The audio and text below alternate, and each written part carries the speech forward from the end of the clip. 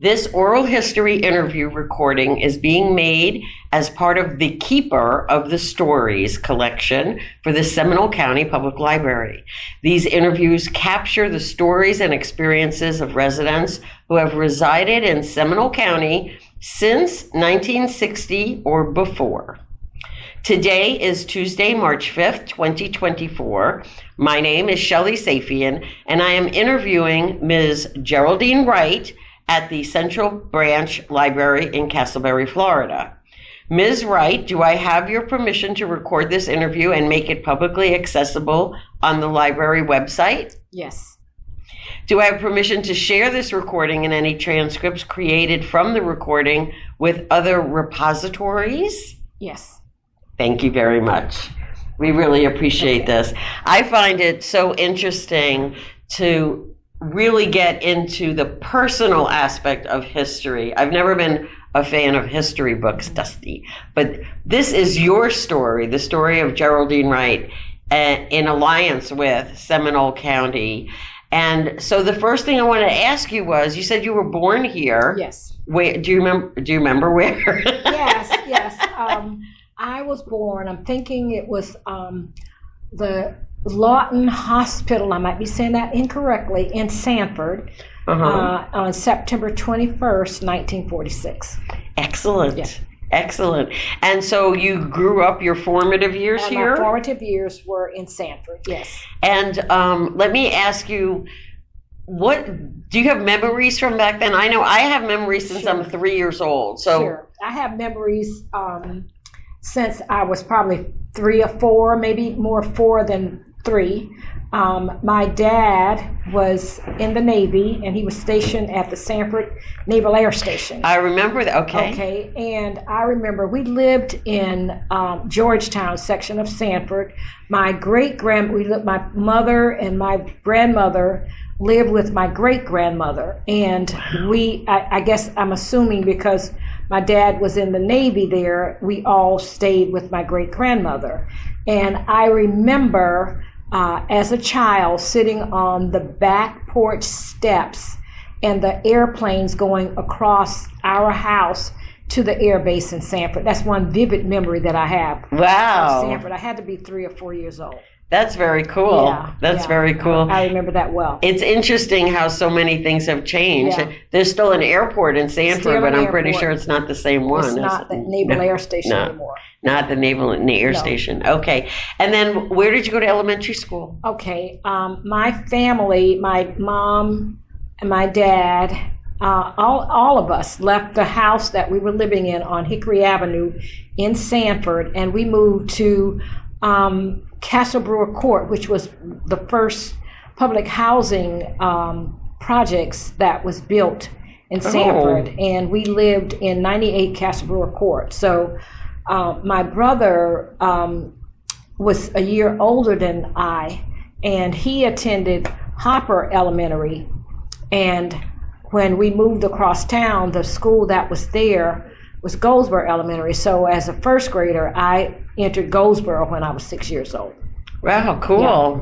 That's very cool. No pre-K back then. No pre-K, no kindergarten. I did see that you worked with a Head Start program. Well, I was a principal of the school that I went to as a child. So, talk about full circle. Full circle. So I did some work with Great Start, which is a little bit different than Head Start. We'll talk about that later. Oh, yes, we'll talk about that later. Yeah. Okay. And what memories do you have? Your elementary school was what, first through sixth grade? It was first through sixth grade, yes. Okay. And I remember a lot about my elementary school. I remember walking down Magastine Avenue to Goldsboro, which was on 16th Street, and it was on 16th Street in Sanford, in the Goldsboro section of Sanford. It was an all-black school. I remember my first grade teacher. Name? Do we want to give her a shout out? Her name was Stelma Hall. And if I had to say anything nice about anybody who was one of my teachers, she would probably have been my favorite. Okay. Yeah, that's great. Teacher. I mean, she was very caring. I remember vividly she took I don't know how many kids in the class were taken to Orlando to a Christmas parade. And I remember getting in her car, going to Orlando. Wow. That's a vivid memory. I mean, she was just a fantastic teacher. And to tell the story kind of further down the road, Mrs. Hall was a teacher when I became a principal. Seriously? Yes, she retired, I think, when I was principal at Goldsboro Elementary. She was at another school, but... Wow. Yeah. And I'm sure you shared the memory with, I remember me. Yes.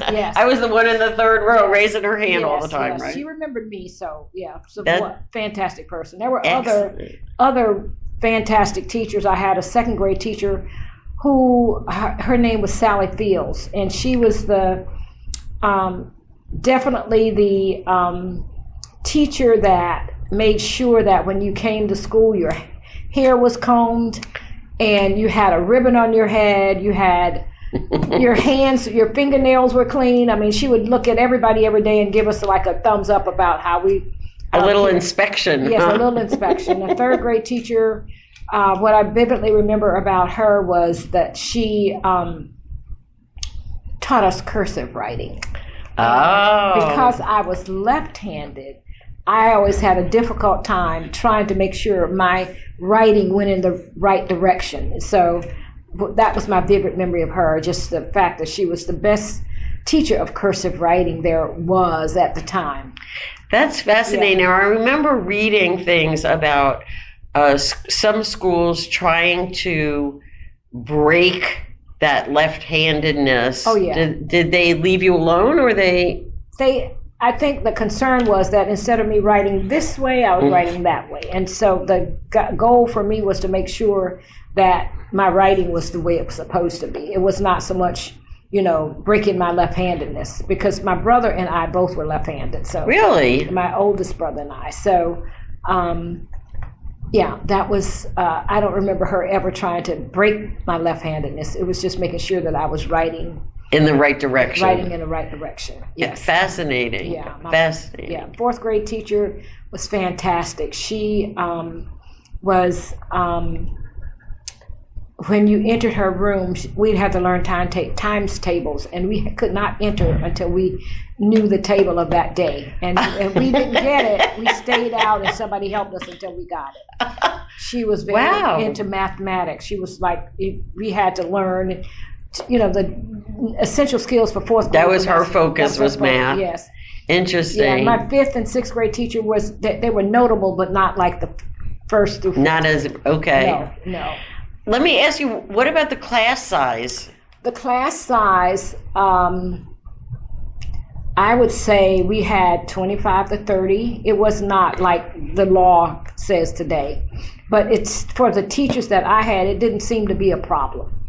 Class size. I have read over the years, lots of kerfuffle, if you will, about class size. Right. And I remember teachers complaining that they couldn't have more than 15 students in a class. Right. I also, my elementary school, I was one of 30 students in the class, and it was always 30 students. And I'm like, you're making such a big deal. It didn't appear to be a major issue when I was growing up. Fascinating. Class size. Were you into outside activities?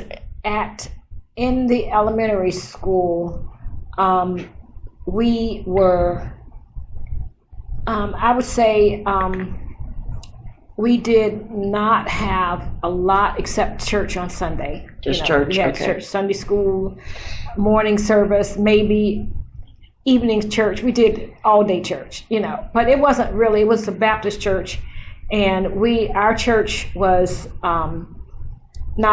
we were not there all day, but we were definitely Sunday school, morning service, and after, we call it Baptist Training Union in the evening. Okay. And night church. So it's an all-day Interesting. thing. Yeah. All-day thing. Yeah, Lots of activities. Yes. And then as far as other activities, there was a lady in our neighborhood who got us involved in Girl Scouts. And Excellent. in the Castle Brewer Court, there was a center, and she was able to take the girls to there. And I wasn't all the time involved in Girl Scouts, but we, it was something that we did with her. And then we had that was another interesting thing, and I think a lot about this is like we had a club, and it was white missionaries who came to the project, and they did. It was called the Sunshine Club, and all the kids on a Saturday afternoon, say if it was 5 o'clock, maybe 20, 25 kids would come, and we would do the Sunshine Club. They had a little. I can see her face right now and her husband. They had a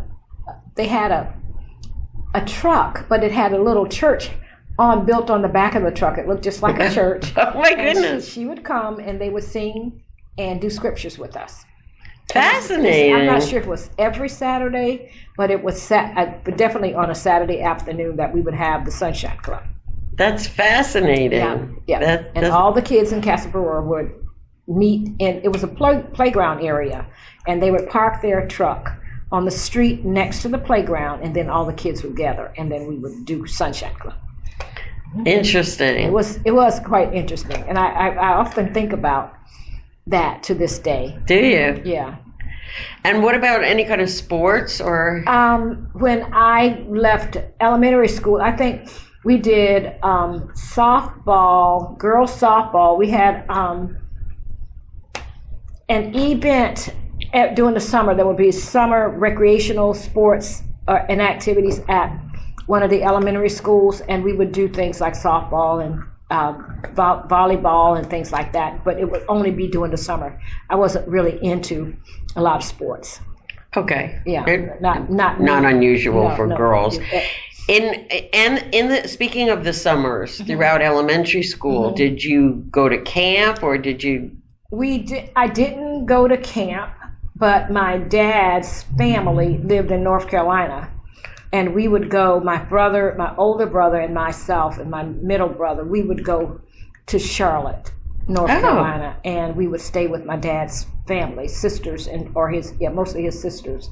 And then we would do things. My uncle would take, the boys would go to the beach, or they would go to Myrtle Beach. They never took me. I don't know why. It was like a distinction between taking the girls and taking the boys. So the boys went to the beach. The girls didn't.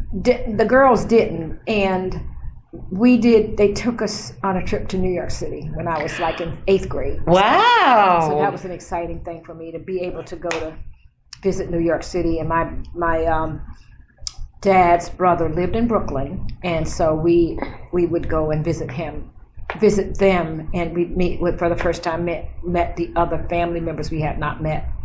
How exciting. Yeah, my dad's sister was the person that would do that for us. That's very exciting. Yeah. Now, you mentioned your older brother a couple of times, and I didn't ask.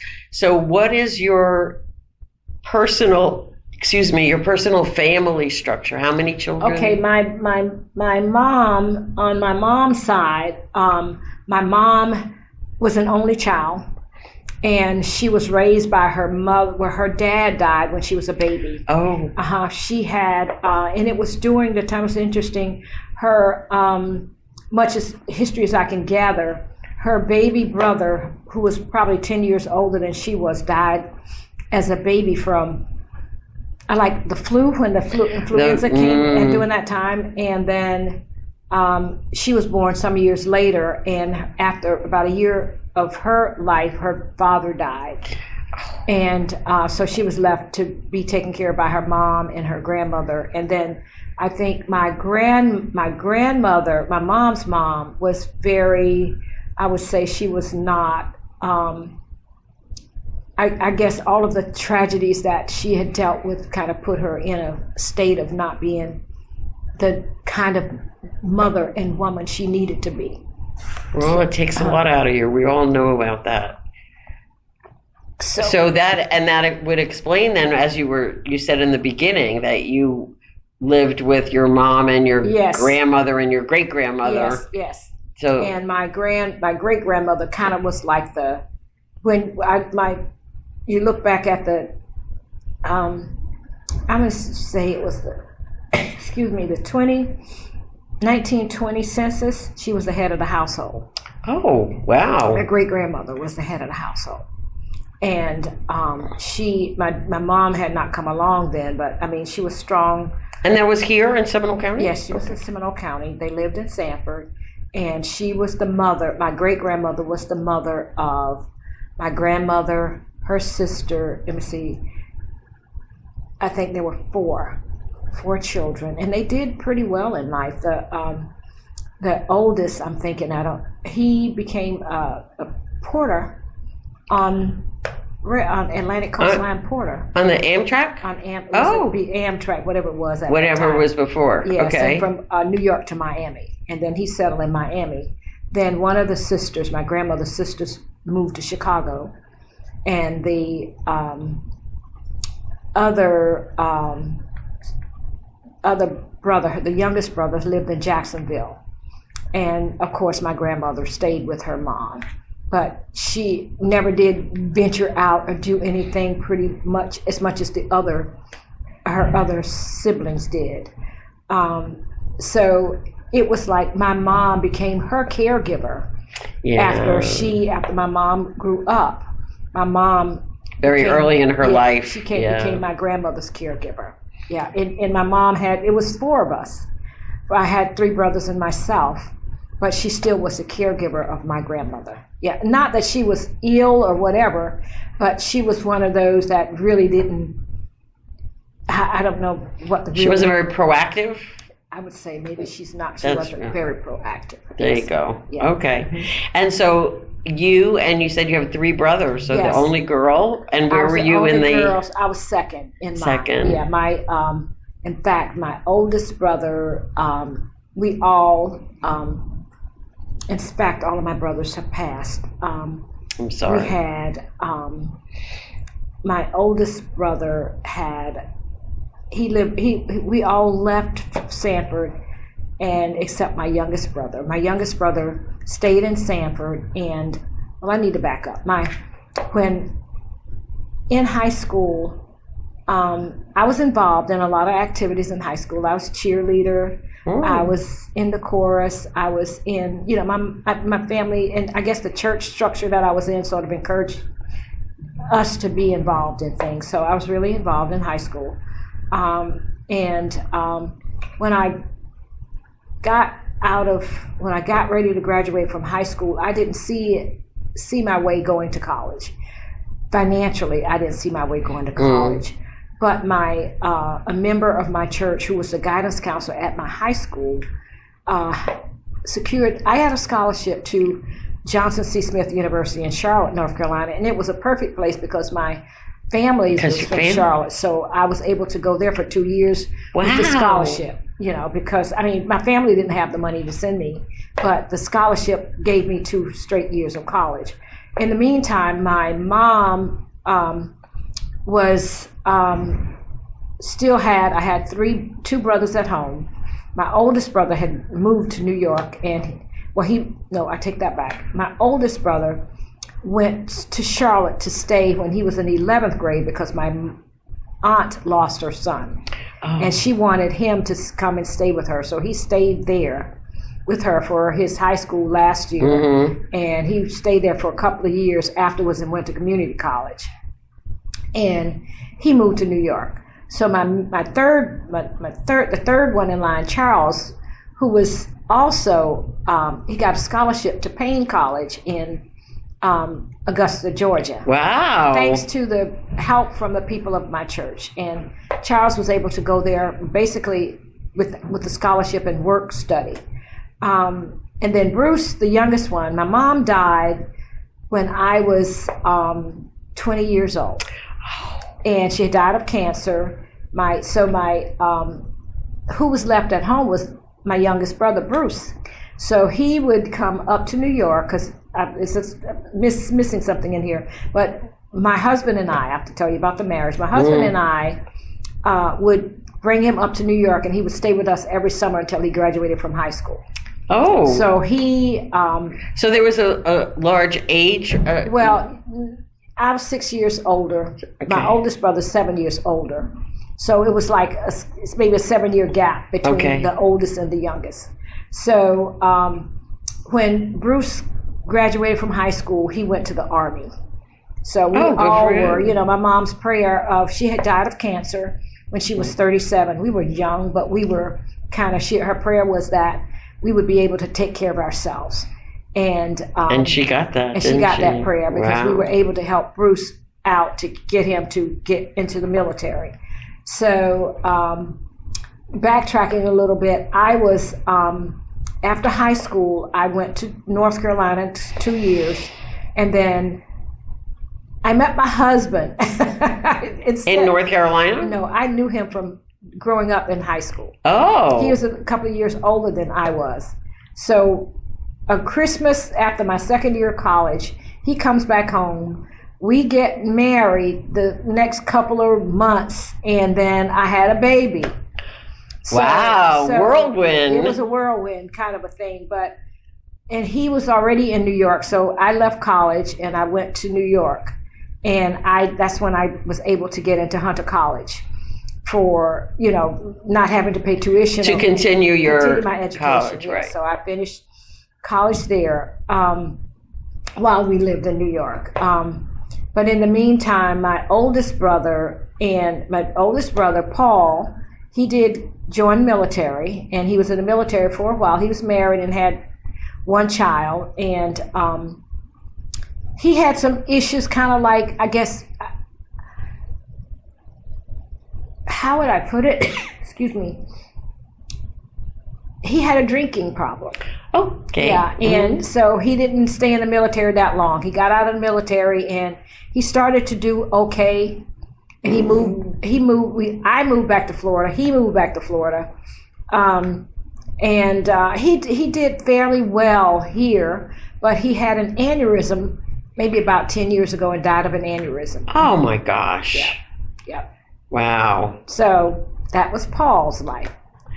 You know, one thing that strikes me, and obviously you have carried this through your entire life, that the importance of education must have been instilled in all of you. I think was from church and family, and, you know, looking at my grandmother, my great-grandmother's, her background, and her children's background, which is, and we were always surrounded by people who were educators. Not that everybody in my family was, but as during the summers when we would go up to Charlotte, we had cousins who had gone to Howard University. One had gone to Spelman, one had gone to Clark. So they all were doing well, and I guess that was our goal, to want to do the same thing that my cousins did. Well, and that's a wonderful family tradition, and I think to follow that importance of education, not necessarily to become an educator, which you obviously did, but just to have that education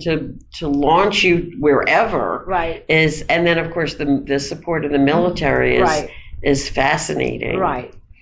So when you you got your scholarship to the school in North Carolina. Right. Did you have a major, or did you go? My major at the time, I was thinking elementary education. No, I take that back. I was thinking biology. Biology? Yes, I was thinking biology because I had the best teacher. My biology teacher was absolutely fantastic at Crooms. His name was Alva Moore. And he had a passion for teaching. And we had an intern who was from Bethune-Cookman University, and she came and did a 6 weeks time with him, and I was just fascinated with her. Wow. And so when I went to college, I felt like I was ready to be a biology teacher. But sadly, I did not realize that I didn't have the structure and the background in mathematics and science that I needed to have in order to, I'm sure I could have done it, but this is not for me because I'm not prepared for it. So I went into thinking that education would be my goal. But that's interesting that you said to become a biology teacher, not a biologist, or go to medical at that time, school. It wasn't not that. It was just to be a biology teacher. It wasn't not of the doctor, not the other person. Okay. No, it was not that. All right, but still interesting. Passionate teacher. Yeah. Well, and Yeah. and guess what? You became one. Yeah, didn't but you? not in that field.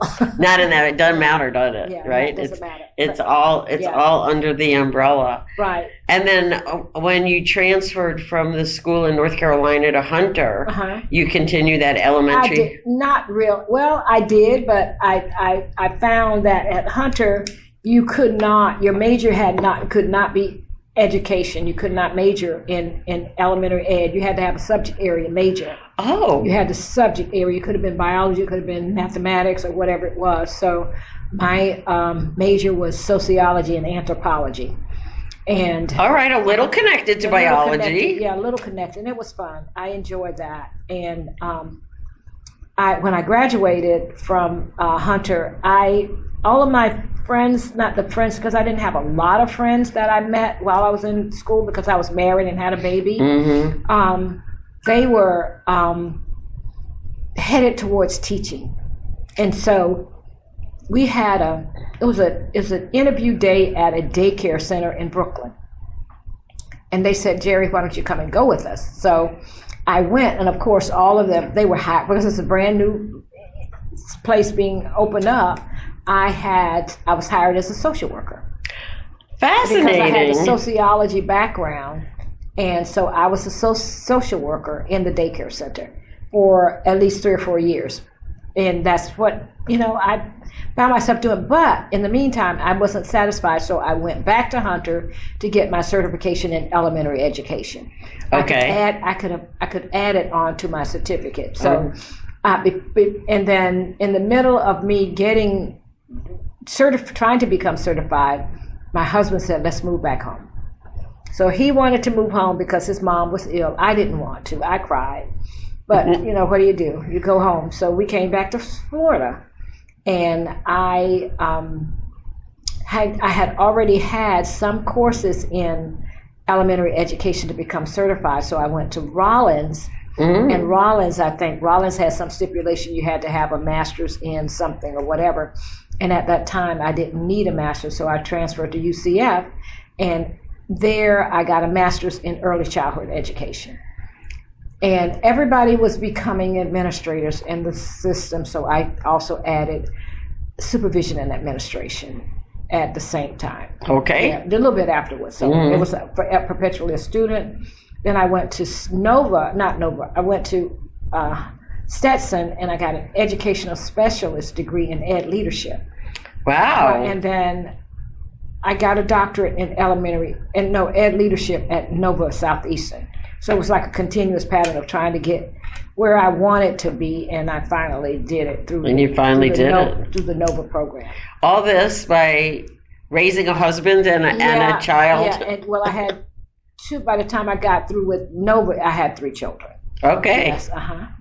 Yeah, you see, you really are an example of what a woman can do. True. Yeah. And coming from where I came from, but I always felt like there was always a village to help me and my family become what we needed to be. There was always support from my church. It does take a village, doesn't it? Church community and encouragement from others that kind of steered me to where I needed to be, where I wanted to be. Yeah. Very exciting. So here you became the principal of your very own elementary school. Right. Mm-hmm. How did that feel? Well, coming from, I don't, how do I put it?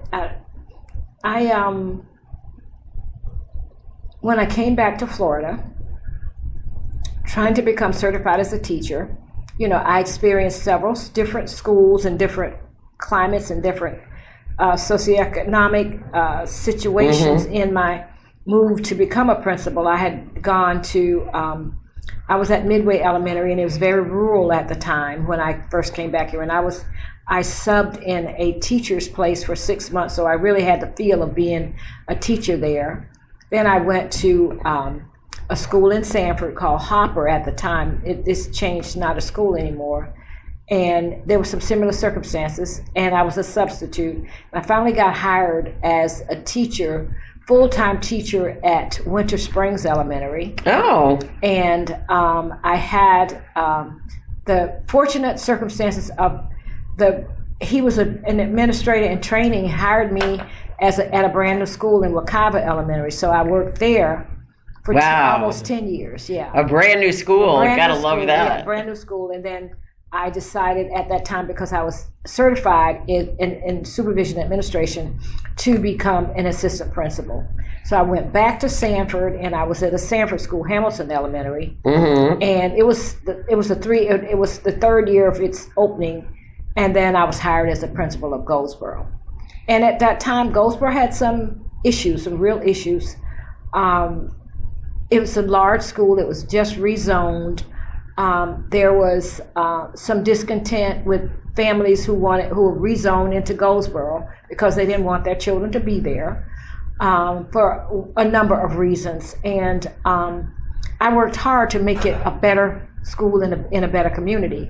And it took maybe 6 years to get the Justice Department to see that we needed to revamp the system in not just Goldsboro Elementary, but Crooms, Academy of Information Technology, Seminole High School. So there was this effort within the district and the school board to make changes based on what the Justice Department's recommendations were. So I was moved I was a part of them working on the changes, but then I was hired as an executive director at the district office.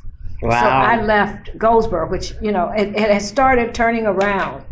And if you look at Goldsboro today, it's a fantastic school, but it had its ups and downs. But you spearheaded the change that was necessary. And then there were teachers there who loved it. Black teachers, white teachers, Hispanic teachers, they loved the school. And I often said that passion for them, no matter how strong they were or however weak they were as teachers, they had a passion for the school. And that's what made the difference there. What I saw there and some other places that I had worked was that the compassion for and care for the school was probably what has made it what it is today. I would say, isn't that typical? I mean, that is the core of any change, especially a major change like that. Right. Did you find that being a woman trying to come up through academia and the culture, especially back then, about promotions and women being in charge, did you find anything? Well, there was just some comments like, I can't believe that, 2 black principals were hired, or how did you get the job, or whatever. But it really didn't faze me, because I had worked in an environment where my promotions, I would say your promotion for me came from God. But there were people in my life that helped me to be where I am today. And there was my principal who hired me at Wekiva, because he took me from there to a Hopper to Wekiva. And then there was the superintendent who came to my office when I was a principal and who said to me, would you like to be in charge of principals? And I said no, because I felt like Goldsboro at the time needed so much. We had flooding in the front of the building. There was, when it rained, teachers would have to put on their boots to go, almost literally, in a sense, to get from one classroom to another. There was some real serious. So you weren't done there yet. Yeah, when there was a hailstorm, we had the windows blown out. It was.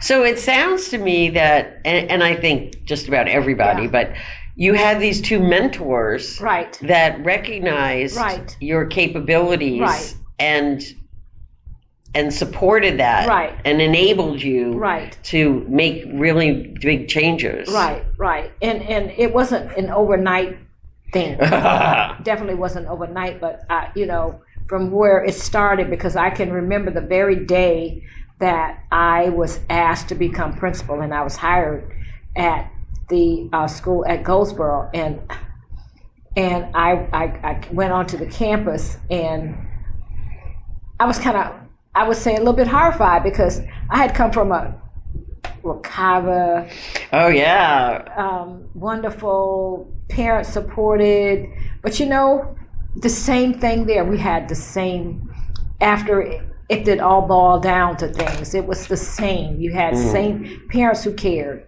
You had parents who fought because they didn't want their kids there. And I felt like it was my job to say to them, look, I will help take care of your children. And then if you were to go back today to see some of the kids who came from Goldsboro, we have Rhodes Scholars. We have, yes, you have kids who've become doctors. You have some kids who not did because it was all me, but it was because somebody said, we could make this a better place. And that's what I felt like happened over the years there. That's look at your fingerprints on these successes. Right. Now, you mentioned before about getting the community involved in the school. Do you remember any specific instances? We would have, oh my God, yeah, we would have. It's got to go further than a PTA meeting. Oh, PTA, we had a school advisory team that parents who really cared about the school. We had organizations that came in. I think AAA came in and built. They built a pavilion, a picnic pavilion for the kids from AAA. We got a $25,000 Disney grant for I can't remember what it was. So we did, the community, not just the local community, but we had organizations that came in and did a lot to support the school while I was there. And you got to spearhead that and prompt that. Yes. Because I know Disney education grants, yes, they have quite a number of them, but you have to apply. Yeah, we applied. Yes. And then while I was at Goldsboro, I was named Principal of the Year for the district. Yeah. Wow. That's very exciting. So, it was a lot of good things. So many good things that happened while I was there. Yeah. So you look back and do you feel gratified by the accomplishments that you were able to? I feel gratified, yes, but I feel like, because the restrictions of the Justice Department and how they wanted the school to be, the entire community of Goldsboro may not be receiving all of the goods from because there were some guidelines as to who should attend the school, and because of the racial mix of the school, they wanted to be sure that there was a balance in the community. So because of that, I'm not sure whether all of the community is getting all of the gains and the benefits from it. Fascinating. Yeah. That's my personal opinion. I'm saying that. Well, you were in the thick of it, though. Yeah, so that's. Yeah. Can you, for a second, look back, and I'm going to ask you for two experiences, okay? You live in Sanford, in the area now. I know you live in Lake Mary. Right. But this is where you grew up. Can you look at that through both your eyes as a child and your eyes now? And talk about what stands out most as the changes you've seen? Well, as a child, we lived in Castle Brewer Court, so we felt like Castle Brewer was not necessarily a safe haven at that time, but there's a lot of crime and whatever before it was finally torn down. This was after I had left. But I felt like it was a safe haven for us. Because if you look at all of my age group and maybe older or younger who came out of there, and I wish I could put it down in write a book on it. Yes. We have, yes, I'm sure. We have, I'm not just to say who I am and where I was and who I became, but we had, my next door neighbor was a judge. She just passed away not too long ago, Judge Deborah Roberts. We had Deborah. You know just Deborah. as I do, I was a guardian ad litem for 5 years, and I had cases before her. She grew up in Castleboro Court. Wow. Then there was Ron Nathan, who was on the other side of me. He was a Goldsboro principal. I was a principal of Goldsboro. And Barbara Kirby, on the street behind us, she was principal at Crooms. We had another kid who lived behind us, who was the CEO of Pepsi, of Coca-Cola in Miami. Oh my goodness. Then you had, the names go on and on. Then there was another judge. He was Jerome Davis, and I think he was a judge in South Florida. I've heard that name. Yeah, I think he's retired now, but he's a judge in South Florida. A lot of teachers. We had one guy who passed away recently, was a dentist up in the Washington, D.C. area, and these were all kids that grew up in Castleboro Court. And maybe something was good in the water there. Or maybe it was just the community itself. Definitely, the support yes. from the parents, the Sunshine Club, the summer Bible schools, and all of these things, the churches. And you know what? We did our children, us, when we moved from the Georgetown, it was quite a ways to Castleboro from where we were, but our church was on the other side of town. So we had community people who picked us up every Sunday, because my dad wonderful. didn't necessarily have a car, but picked us up and took us to church. So that's how we survived. That's a neighborhood. That's yeah. Now, have you seen these important community qualities? Do they still exist? Or are they different? Or we have, I think, when my kids were growing up and we lived in Sanford, there was a van that would pick them up and take us back to the same church that I was in. And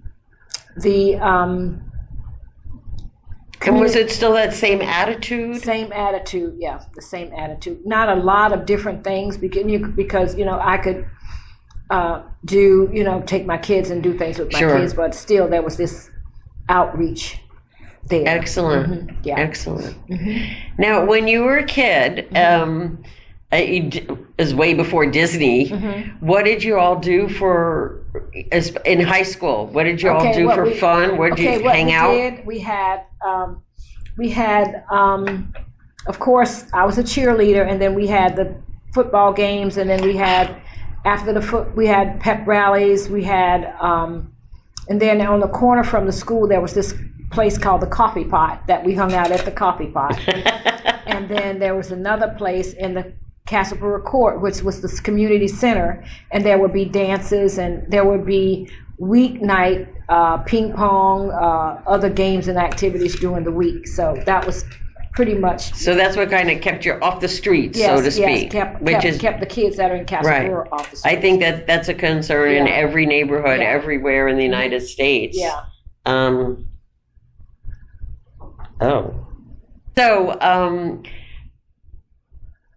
Also, I wanted to ask you, and I don't even know if this is possible, but to look at the perspective of Jerry, 6 years old, going to first grade, and then Jerry, principal. What did you observe were there differences in the way the community was involved? Or I guess when you're 6 years old, you don't really notice that stuff, but the way the teachers were involved with the students. I think when Jerry was 6 years old, if I did something I knew I had not any business doing, my teacher would be calling my house. Not that teachers don't do that today, but there would be a greater bit of concern. It was not necessarily, I can remember, this is a funny story. This is really a funny story. It's not so much about me, it's about my baby brother. He went to school and he told his teacher that fleas were biting him or something like that. I forgot exactly what it was. And I'm not sure whether we had dogs. We didn't have dogs or cats in the house. But the teacher came to the house because he was really concerned. Is this true? I want to know if it's true. And we kind of like, Bruce, where did you get that from? I don't know where he got it from, but that's what he took to his teacher. But his teacher came to the house. Wow. Yeah. And he. Yeah, that's not something done in 2024. No, not because of something like that. And then I remember when my mom was ill, my brother had a teacher who was very concerned, and I remember him coming to the house wanting to know how things were. Wow. Yeah. So, of course, now you get phone calls or whatever, and these kinds of text things. messages, Yeah, right? but I can vividly remember that. And I think when I was in ninth grade, eighth grade, one of my teachers told my mom that I was thinking more about boys than my academics, and she was very upset about it. So, I remember those instances of those things being said by teachers, which I'm not sure whether teachers would go to this level, and I'm sure some of them do, but whether they would get to this level today. That one-on-one, that's truly intimate, not sexual, but intimate, as in really caring, being able to show how you care. Mm-hmm. I can tell you that I know that teachers care, but we're so limited now by what we can do. And then my daughter's a guidance counselor in an elementary school, and more or less, if there's an issue or concern, the teacher may come to her and say to her, look, Miss Wright, I have a child who is such and such and such, and she will do the family reach out. But back in those days, there was no counselor that would get in between and deal with a situation like a teacher would. But yet you did have that experience in Brooklyn, didn't you, as the social worker? Yes, I did, because these were little kids. I mean, I had children who, if they did not come to school, they would not eat. So if we have that today, certainly. Yeah, if I had kids that were missing school, I would have to go get them. I would go, and they were close by in the neighborhood, but I would say, you would go get them? I would go, yeah.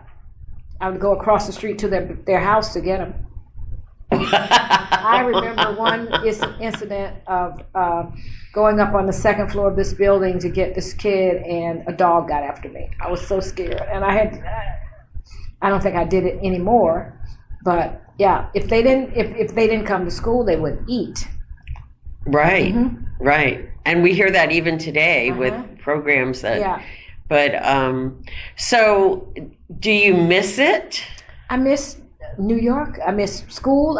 What do I miss? What do you? No, I'm asking you. What do you miss? You miss New York, really? Some examples. Of course, I miss New York. Definitely, very much so. Wow. But being here, when I left being a teacher and went to become an administrator, I miss being in the classroom with kids. I really miss that a lot. I miss when I became a principal. I missed that. But then when I left the school, Goldsboro, and went to the district office, I missed the kids. I missed the connections with people, because you go and my responsibility was with, we had 37 elementary schools, and I and the other executive director split responsibility. So, I had more or less 17 to 16 to 18 schools and principals to deal with. Yeah. So I didn't have that personal relationship. So you really feel like, I miss. You didn't get that one-on-one connection with the kids. That's the best part, right? No, but last week I was invited to visit a classroom, and I went to read to kids, and it was so refreshing just to be there and to see them when they're little jumping happy faces. I miss it, but I don't miss it. I totally understand. Yeah, I miss it, but I don't. I totally understand what you mean by that. Yeah. So but you get a chance. You miss the personal one-on-one. You miss, like, I would always tell people that my birthdays come and go, but when I was in a school, I'd get 150 birthday cards or 150 cupcakes or whatever. So that's the personal. And when people say, Jerry, what do you want to do for your birthday? I said, oh, don't worry about it, nothing, because I've had more birthdays and wishes than I could ever say thank you for. Well, that's a wonderful thing. Yeah. Mm-hmm. Okay, do you have any plans to volunteer with a school? Well, right now I'm still with the League of Women Voters. Oh, yes. Yes, I was president, and it was during the time of COVID. So a lot of things that we couldn't do, we weren't able to do. But right now that COVID is over, last night I went to we did a postcard party. It was so much fun, and we were addressing postcards for new voters. Excellent. Between the ages of 18 and 30, so that was fun last night with that committee. And then we did equity and diversity out at Seminole State the other night. That was with one of the committees, league committees. So I'm pretty much committed to working with the league still. That's good. We have important business coming up. And then I'm with my sorority. I'm just been. Sorority. You didn't mention that before. Yeah. I did play sorority when I was in college. So I was. Which one? Alpha Kappa Alpha. No, which college? At Johnson C. Smith. Oh, okay. So Alpha Kappa Alpha? Yes. And then I've been a member for 57 years. That's all? Yes, that's all. 57 years. And I do a lot of things with the sorority. We do community-based things. We do voter kind of encouragement in the community as well. We do scholarship opportunities for our for high school graduating seniors. We have had a couple of real nice fundraisers, which you haven't had in a while. And then I'm a member of another organization called the Drifters. It's sort of like a sorority, but it's a community service organization, and we do fundraising for scholarship too. So. Wonderful. And one more organization, it's called the E.E. Minot Scholarship Foundation, and that organization does the same thing, raise funds for scholarship, and it's in honor of Earl Minot, who was a teacher, and actually he was my godfather. He was a teacher in the school district of Seminole County as a music teacher. And so, I mean, his legacy is throughout the county. So after his death, a group of people decided to do a scholarship in his honor. So we've been doing that for the last maybe 9 or 10 years. That's wonderful. Yeah, That's truly passing the baton along. Oh, and we never touched upon that. Did you play any musical instruments? No, I didn't. How did he let you get away with that, your godfather? We were in choir. We were in chorus with him. Oh, chorus, yes, yeah, okay. In chorus, but I don't consider myself to be the best singer in the world either, but he put up with us in chorus. So, yeah, and that's probably about much as what I do in the community, the Scholarship Foundation, the Drifter, and the sorority and the league. That's a wonderful thing. That's enough to do. Yeah, I think that ought to keep you busy. Okay, so let's end on this note, if I may. What would you say to someone thinking about moving to Seminole County, Florida? I think it's a great place to want to live. You know, we've lived in Lake Mary for 30 years, and before moving to Lake Mary, we were in Sanford. My kids have been very involved in the school district. My son was in the choir at Seminole High School. He was in love with his middle school teacher. Her name was Laurel Elmore, and she taught band. And so Miss Elmore, he was playing an instrument in middle school. Miss Elmore moved to the high school, and Jim dropped his instrument and joined the chorus because he really cared about her. She's a great teacher. And Mrs. Elmore had a passion. He was in the chorus, and then he was in one of the little ensembles with her. And he was very involved at the high school. My daughter, Stephanie, was in cheerleading for 4 years, captain of her team. So, you know, they did well. I mean, if you involve your kids in what's going on in the community, you know, you have a passion and a love for the community. When we moved to Lake Mary, at this point, I'm a little bit on the retired side, but I have fantastic neighbors, quiet little section of Lake Mary, and anybody who's want to move back to Seminole County, I would say it's a great place to live and raise your children. Do your research on what you want them to be involved in and where you want them to go to school, but it's a great place to live. I agree. Okay. Yeah. Okay. Anything else? Some last thoughts? Then No, I can't think of anything. Okay.